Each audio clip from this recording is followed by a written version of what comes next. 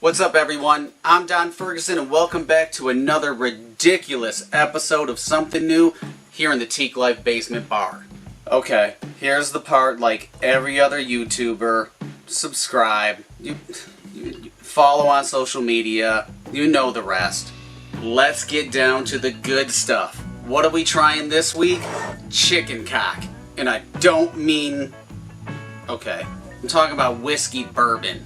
Yes. Chicken Cock Straight Kentucky Bourbon is a famous brand that kind of made its way through prohibition, went away, and came back again. We're going to talk all about this brand. Roll that intro.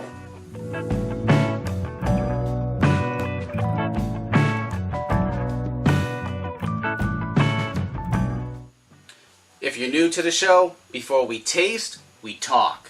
Chicken Cock Kentucky Straight Bourbon is distilled, aged, and bottled all in Kentucky. Well, that's why it's called Kentucky Straight Bourbon.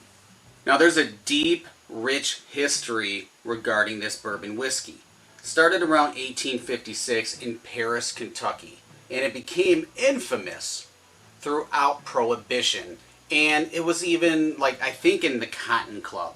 The world famous old school Cotton Club was the one that really put this on the map in an underground way, obviously, because it was Prohibition. And people like Duke Ellington, Louis Armstrong used to frequent the Cotton Club. So with them traveling, word spread about chicken cock.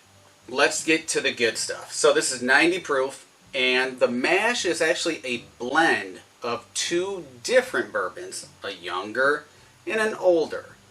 One is aged 2 years, and it's 78% corn, 12% rye, and then 10% malted barley.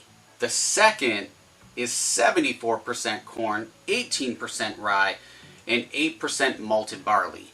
And I couldn't find exact details on how long that one is aged.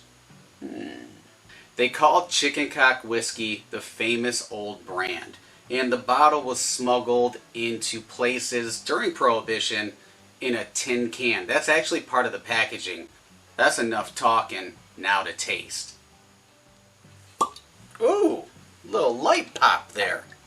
So as we're going to, do with most whiskeys, most bourbons, we let it breathe. I'm going to do a little bit of a swirl. I'm going to put that right there. Man, I can already smell it. You get that corn. Wait a minute, we got to talk about the bottle. So their bottle is actually a replica of a Prohibition era bottle. And it has the honeycombs, it's got the chicken on the back of it. It's really cool, and what I like about it, it's easy to hold, and it's almost in the shape of a flask. So I'm sure back in the Prohibition days, they were sneaking flasks into places all over the country. Color. So with these, wow, the light shining in on it, it's a light mahogany, a light copper. It's got medium tears. So this is a 90 proof. It's not the strongest that we've had. And sometimes the strongest isn't the best. You want to get a lot of good flavors from it. It's time for a nose job. No, not that kind. So I get the oak, I get the sweet corn. It's definitely corn forward, but what's really nice about it is 90 proof. I'm not getting those alcohol ethanol vapors that literally will punch me in the temple as sometimes. It's like the UFC. Caramel. There's some vanilla for sure. There's almost like a vanilla pound cake. Man, that sounds delicious. We need a bourbon pound cake. Who's going to send me a bourbon pound cake, damn it? Man, this is really nice. Very, very nice nose. But we're here to taste. Let's just go in, coat the palate.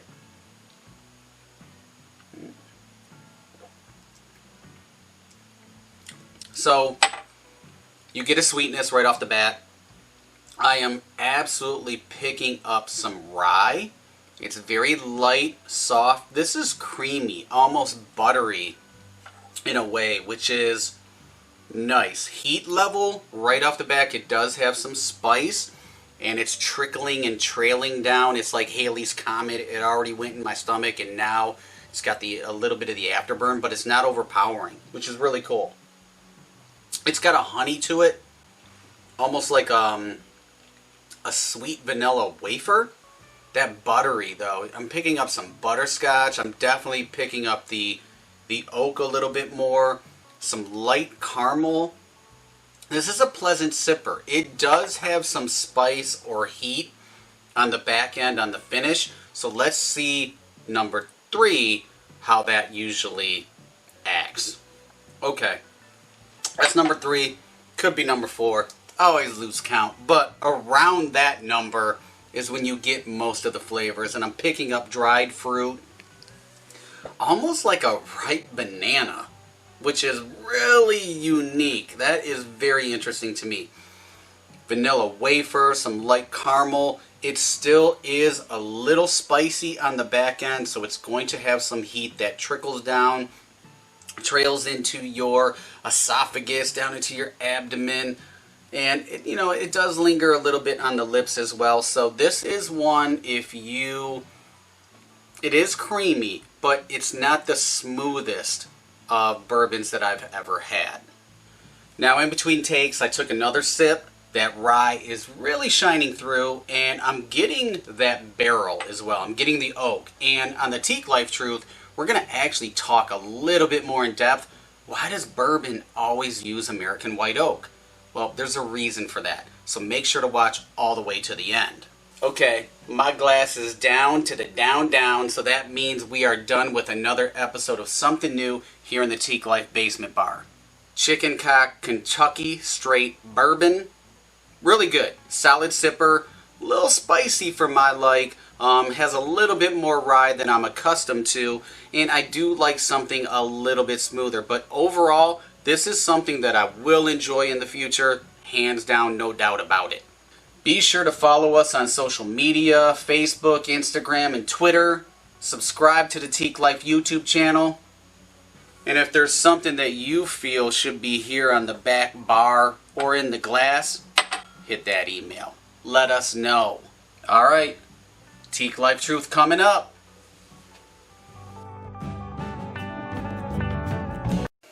Welcome to another edition of the Teeqlife Truth.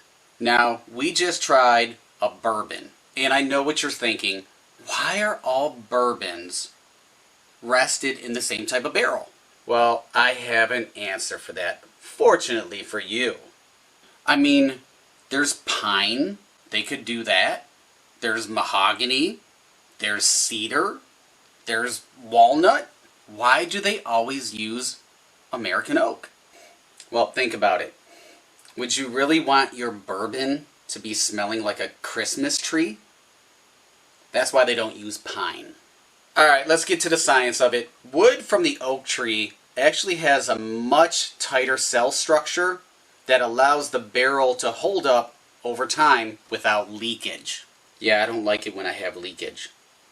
Because it doesn't allow leakage, it actually provides a slow interaction for the bourbon to absorb the characters of the wood. So that's where you get a lot of those flavor tones, flavor profiles that bourbon and whiskey lovers love. The other thing about oak is it's resistant to rotting more than other woods. Next question, please. Don, why do they char or why do they toast the cask? That's a fantastic question, my friends, and that is going to be answered on another future episode of Teeqlife Truth.